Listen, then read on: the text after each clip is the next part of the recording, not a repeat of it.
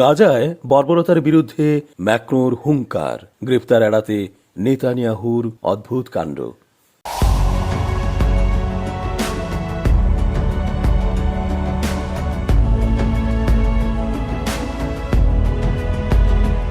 আসসালামু আলাইকুম প্রিয় দর্শক, আমন্ত্রণ আজকের আলোচনায়। চেঞ্জ টিভির আন্তর্জাতিক চোখ অনুষ্ঠানে এস জে রতন স্বাগত জানাচ্ছি।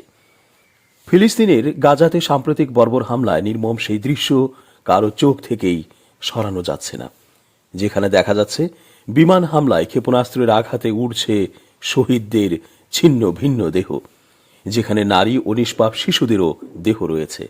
আবার তা তাৎক্ষণিক ধ্বংস হয়ে যাওয়া ইট, সুড়কি ও সিমেন্ট পাথরের ঊর্ধ্বমুখী বিস্ফোরণে সাথে সাথে মাটিতে এসে আছড়ে পড়ছে। এ এক মহাবর্বরতার আখ্যান। এ দৃশ্য দেখে বিশ্ববিবেক আবারও ফুঁসে উঠেছে। বাংলাদেশ সহ বিশ্বের নানা দেশে নতুন করে প্রতিবাদের ঝড় উঠেছে। এর নৃশংসতা আর মেনে নেওয়া যায় না, আর এক চুলও না।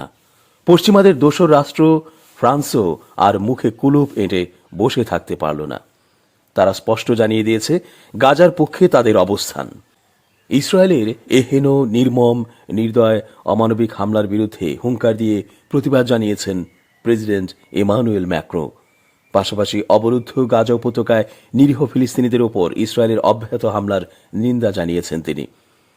আল জাজিরার প্রতিবেদন অনুযায়ী সোমবার 7 এপ্রিল ইসরায়েলি হামলার তীব্র নিন্দা জানিয়ে ম্যাক্রো বলেন, ফ্রান্স গাজার ওপর ইসরায়েলের চলমান হামলা এবং যুদ্ধবিরতির লঙ্ঘনের নিন্দা জানাচ্ছে। একই সঙ্গে অবিলম্বে যুদ্ধবিরতি সংক্রান্ত আলোচনা শুরু করার আহ্বান জানাচ্ছে।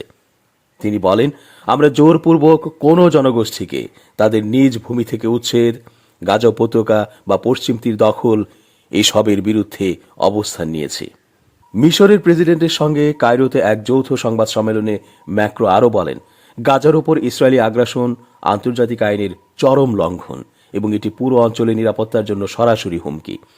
গাজায় হামাসের বিরুদ্ধে ইসরায়েলের আক্রমণ পুনরায় শুরু করার সঙ্গে সোমবার ফরাসি প্রেসিডেন্ট ইমানুয়েল ম্যাক্রো, মিশরের প্রেসিডেন্ট আল সিসি এবং জর্ডানের রাজা দ্বিতীয় আবদুল্লাহ একটি শীর্ষ সম্মেলনে যোগ দেন। সম্মেলন শেষে মঙ্গলবার ফরাসি নেতা গাজার কাছে মিশরের এল আরিশ বন্দরে যাবেন অঞ্চলটির মানবিক দুর্দশার দৃশ্য স্বচক্ষে দেখতে। ফরাসি প্রেসিডেন্ট তার 48 ঘণ্টার এই সফরে মিশরে আসার ঠিক পরেই কায়রোর একটি সুকে ম্যাক্রো এবং আল সিসি একটি নৈশভোজে অংশ নেন। এদিকে শীর্ষ সম্মেলনের আগে সোমবার সকালে দুই নেতা আরও একটি আনুষ্ঠানিক বৈঠক করেন। এ সময় গাজা যুদ্ধ অবসানে মিশর ও জর্ডানের গুরুত্বের উপর জোর দিয়ে বৈঠক সম্পর্কে ফরাসি প্রেসিডেন্ট বলেন, গাজার পরিস্থিতি নিয়ে ব্যাপক আলোচনা করা হবে এবং এই যুদ্ধ থামাতে তার প্রতিবাদী কথা চলবেই। ফিলিস্তিনের গাজায় ইসরায়েলের গণহত্যা বন্ধের দাবিতে বিশ্বের বিভিন্ন দেশে বিক্ষোভ ও প্রতিবাদ সমাবেশ হয়েছে। বিক্ষোভকারীরা অবিলম্বে গাজায় এই বর্বরতা বন্ধ এবং সেখানে ত্রাণ ও মানবিক সহায়তা পৌঁছানোর প্রক্রিয়া স্বাভাবিক করার দাবি জানিয়েছেন। সেই সঙ্গে ইসরায়েলকে অব্যাহতভাবে সাহায্য করার জন্য মার্কিন প্রেসিডেন্ট ট্রাম্পকে তুলোধুনো করেছেন বিভিন্ন দেশের আন্দোলনকারীরা। শনিবার গাজায় সামরিক অভিযান বন্ধ এবং ফিলিস্তিনকে স্বাধীন রাষ্ট্র হিসেবে ঘোষণার দাবিতে যুক্তরাষ্ট্রের রাজধানী ওয়াশিংটনে বিক্ষোভ করেছেন হাজার হাজার মানুষ।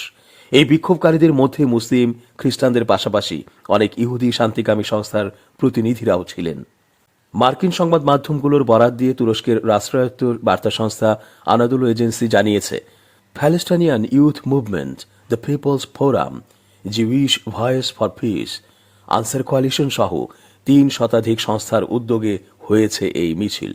মিছিলটি ওয়াশিংটনের সবগুলো গুরুত্বপূর্ণ সড়ক প্রদক্ষিণ করেছে। সোমবার রাজধানী আঙ্কারা সহ তুরস্কের বিভিন্ন শহরে একই দাবিতে বিক্ষোভ করেছেন হাজার হাজার মানুষ। যুক্তরাষ্ট্র ইসরায়েলকে সামরিক ও রাজনৈতিক সহায়তা প্রদান অব্যাহত রাখায় আঙ্কারায় মার্কিন দূতাবাসের সামনেও বিক্ষোভ সমাবেশ হয়েছে।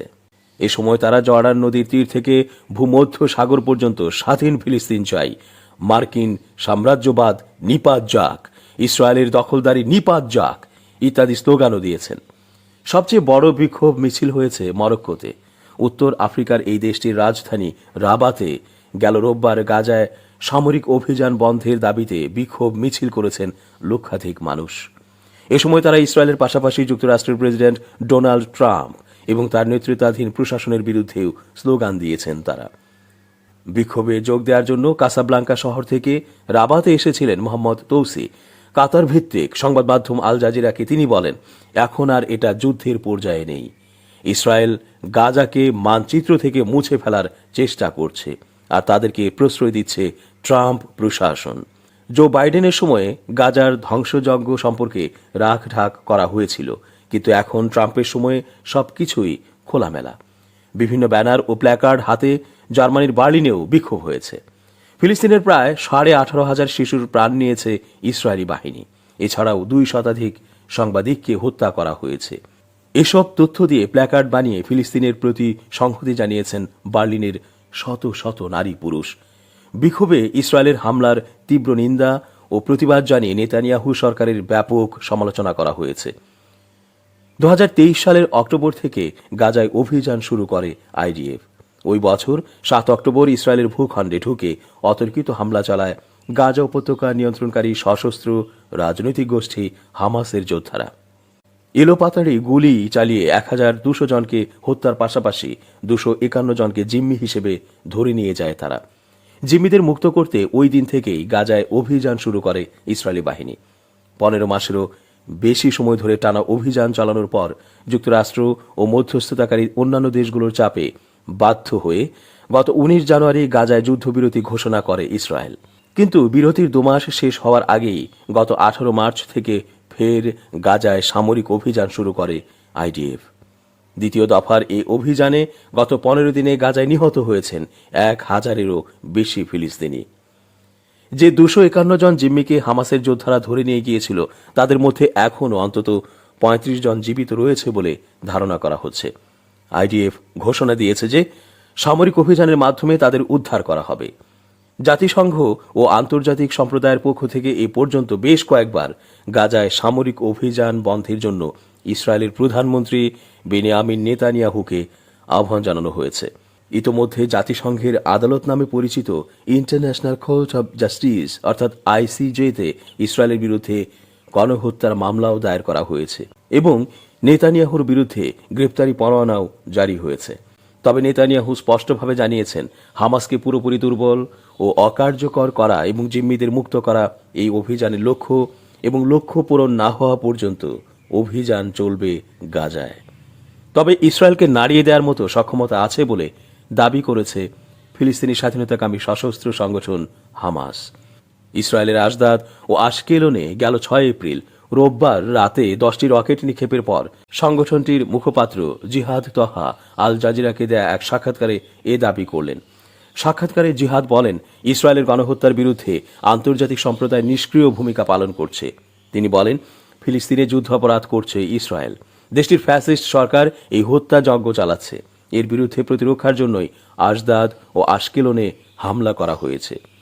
তিনি তার ভাষণে ইসরায়েলের জাতীয় নিরাপত্তা মন্ত্রী ইতামার বেন গাভিরের টেম্পল মাউন্ট পরিদর্শনের নিন্দা জানিয়ে বলেন, যতক্ষণ পর্যন্ত ইসরায়েল ফিলিস্তিনের ভূমিতে থাকবে এবং গণহত্যা চালাবে, পশ্চিম তীরে জমি দখল করবে, বসতি স্থাপন করবে এবং পবিত্র স্থানগুলোকে অপবিত্র করবে, ততক্ষণ পর্যন্ত আমরা তাদের বিরুদ্ধে লড়াই চালিয়ে যাব। এর আগে রোববার রাতে ফিলিস্তিনের গাজা থেকে ইসরায়েলের রকেট ছুঁড়েছে হামাস। ইসরায়েলের আশদাদ শহর লক্ষ্য করে এই রকেট ছোঁড়া হয়। এতে 3 জন আহত হয়েছেন। হামাসের সামরিক শাখা আল কাসাম ব্রিগেড হামলার সত্যতা নিশ্চিত করেছে। তারা বলেছে, গাজা উপত্যকায় নিরীহ ফিলিস্তিনিদের ওপর ইসরায়েলের বর্বর হামলার জবাবে রকেট ছোঁড়া হয়েছে। ইসরায়েলের সেনাবাহিনী জানিয়েছে, গাজা থেকে ইসরায়েলের শহর লক্ষ্য করে ছোঁড়া 10টি রকেট শনাক্ত করেছে তারা, তবে বেশিরভাগই প্রতিহত করা হয়েছে। ইসরায়েলের সংবাদপত্র হারেজের প্রতিবেদনে বলা হয়েছে, আশকেলন ও গান ইয়াভনি শহরে রকেটের ধ্বংসাবশেষ পড়তে দেখা গেছে। এতে বেশ কিছু যানবাহন ক্ষতিগ্রস্ত হয়েছে। আহত হয়েছেন অন্তত 3 জন। ফিলিস্তিনের গাজা উপত্যকায় গণহত্যা ও যুদ্ধাপরাধের অভিযোগে আন্তর্জাতিক অপরাধ আদালত আইসিসির তদন্তের আওতায় ও সম্ভাব্য গ্রেপ্তারি পরোয়ানার মুখোমুখি ইসরায়েলি প্রধানমন্ত্রী বেনিয়ামিন নেতানিয়াহু। গাজায় নির্বিচারে হামলার মধ্যেই ওয়াশিংটনে পৌঁছেছেন তিনি। এই সফরে মার্কিন প্রেসিডেন্টের সঙ্গে গাজা যুদ্ধ পরিস্থিতি ও দেশটির ওপর যুক্তরাষ্ট্রের শুল্ক আরোপ নিয়ে আলোচনার কথা আছে। নেতানিয়াহু রোববার স্থানীয় সময় রাতে স্ত্রী সারাকে নিয়ে ওয়াশিংটনে পৌঁছান বলে জানিয়েছে টাইমস অব ইসরায়েল। এই যাত্রায় তিনি স্বাভাবিক রুট ব্যবহার না করে অনেকটা দীর্ঘ পথ ঘুরে তবেই যুক্তরাষ্ট্রে পৌঁছেছেন। যুক্তরাজ্য ভিত্তিক সংবাদ মাধ্যম মিডল ইস্ট আই জানিয়েছে, নেতানিয়াহু রোববার রাতেই ওয়াশিংটনে পৌঁছান। তবে এ যাত্রায় তাকে 400 কিলোমিটার ঘোড়া পথে যেতে হয়, যাতে তিনি এমন কোনো দেশের আকাশসীমায় না পড়েন যেসব দেশ আইসিসির গ্রেপ্তারি পরোয়ানা কার্যকর করতে পারে। প্রতিবেদনে বলা হয়েছে, ইসরায়েলি নিরাপত্তা কর্তৃপক্ষ উদ্বিগ্ন ছিল যে যদি নেতানিয়াহুর বিমানটিকে জরুরি অবতরণ করতে হয়, তাহলে আয়ারল্যান্ড, আইসল্যান্ড, নেদারল্যান্ডসের মতো এমন কিছু ইউরোপীয় দেশ রয়েছে যারা আন্তর্জাতিক আইন অনুযায়ী নেতানিয়াহুকে গ্রেপ্তার করতে পারে। এই ঝুঁকি এড়াতেই নেতানিয়াহুর সফরের রুটে পরিবর্তন আনা হয়। ফলে স্বাভাবিকভাবেই ইউরোপীয় দেশগুলোর আকাশ ব্যবহার করে যুক্তরাষ্ট্রে যাওয়ার পরিবর্তে তিনি ভিন্ন একটি রুটে যাত্রা করেন। এই রুটটি ছিল তৃতীয় বিশ্বের দেশ ও বন্ধুত্বপূর্ণ রাষ্ট্রগুলোর উপর দিয়ে। আন্তর্জাতিক অপরাধ আদালতের পক্ষ থেকে গাজার যুদ্ধ পরিস্থিতিতে নেতানিয়াহুর বিরুদ্ধে মানবতা বিরোধী অপরাধ, গণহত্যা ও যুদ্ধাপরাধ সংক্রান্ত অভিযোগের ভিত্তিতে তদন্ত শুরু হয়েছে। সূত্রমতে তার বিরুদ্ধে আনুষ্ঠানিক গ্রেফতারি পরোয়ানাও প্রস্তুত হতে পারে। সেটি কার্যকর হলে যে কোনো সদস্য রাষ্ট্রে প্রবেশ করলেই তিনি গ্রেফতার হতে পারেন। আইসিসি একটি স্বাধীন আন্তর্জাতিক ট্রাইব্যুনাল। এই আদালত যুদ্ধাপরাধ, মানবতা বিরোধী অপরাধ, গণহত্যা ও আগ্রাসনের অভিযোগে অভিযুক্ত ব্যক্তিদের বিচারের মুখোমুখি করে। এর সদস্য রাষ্ট্রগুলো বাধ্যতামূলকভাবে আইসিসির পরোয়ানা মানতে ও প্রয়োগ করতে বাধ্য। যদিও সম্প্রতি হাঙ্গেরি এর সদস্যপদ প্রত্যাহার করে নেয় এবং দেশটিতে সফর করা নেতানিয়াহুকে গ্রেপ্তার করতে অস্বীকৃতি জানায়। দর্শক, আজ এ পর্যন্তই। শুভ কামনা। changeTV.press, এক ফোঁটা হলুদ নেই।